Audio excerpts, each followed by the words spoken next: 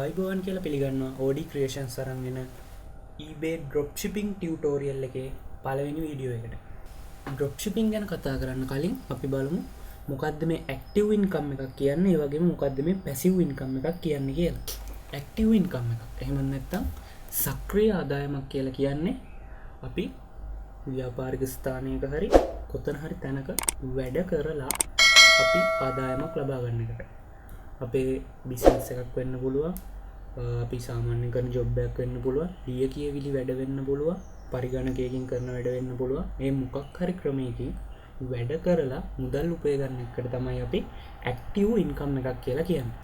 Passive income එහෙම නැත්නම් අකර්මණ්‍ය ආදායමක් කියලා කියන්නේ අපි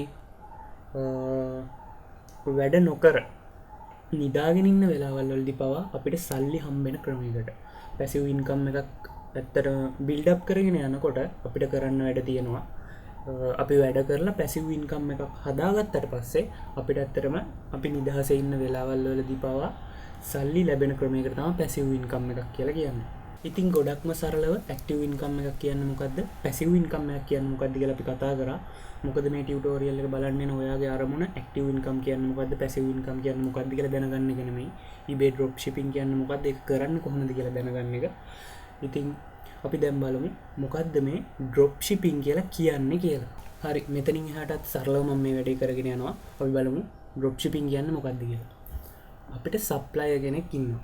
ඒ කියන්නේ අපිට භාණ්ඩයක් මිලදී ගන්න කෙනෙක් ඉන්නවා. ඒ කියන්නේ ඒ භාණ්ඩය හදපු කෙනා වෙන්න පුළුවන්.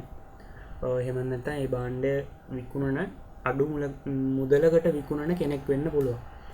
අපි එයාගෙන් සප්ලයර්ගෙන් ඩොලර් 15කට මොනවා හරි ගන්නවා කියලා හිතමු. එයාගේ නිමැවුමක්, එයා නිෂ්පාදනය කරපු දෙයක් අපි ගන්නේ ඩොලර් 15කට.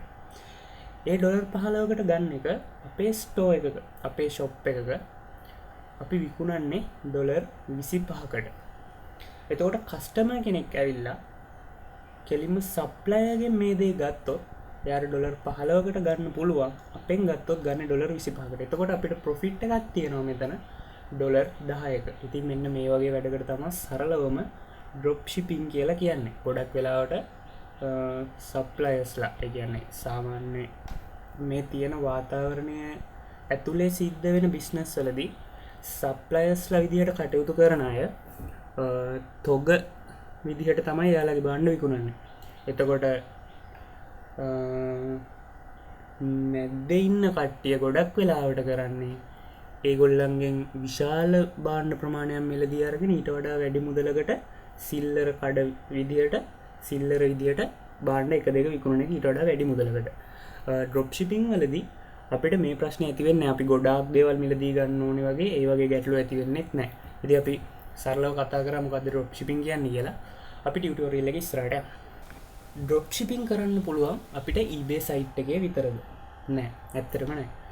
Amazon සයිට් එකේ කරන්න පුළුවන්, Shopify වල කරන්න පුළුවන්, Etsy වල කරන්න පුළුවන්. ඒ වගේ ගොඩක් වෙබ්සයිට් තියෙනවා අපිට ඩ්‍රොප් ශිපින් කරන්න පුළුවන්. ඉතින් අපි මේ ටියුටෝරියල් එක කතා කරන්නේ eBay ඩ්‍රොප් ශිපින් ගැන. ඒ නිසා මෙතනින් එහාට eBay ගැන විතරක් කතා කරගෙන මේ eBay ඩ්‍රොප් ශිපින් කියන ටියුටෝරියල් එක අපි ඉස්සරහට කරගෙන යමු. ඉතින් eBay ඩ්‍රොප් ශිපින් වලට මූලික වශයෙන් සපුර ගන්න ඕන අවශ්‍යතා කීපයක් තියෙනවා.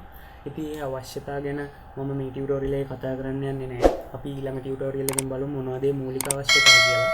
ඉතින් එකම එක අවශ්‍යතාවයක් ගැන කියන්නම්. අපිට PayPal account එකක් ඕනේ. ඉතින් PayPal account එකක් හදාගන්න විදිය link එක මම description එකේ දාලා තියන්නම්. ඒ link එකෙන් ගිහිල්ලා PayPal account එකක් හදාගන්න අපි ඊළඟ වීඩියෝ එකෙන් බලමු කොහොමද eBay dropshipping කරගෙන යන්නේ, ඒ වගේම මොනවද තියෙන්න ඕනේ මූලිකම අවශ්‍යතා ටික කියලා.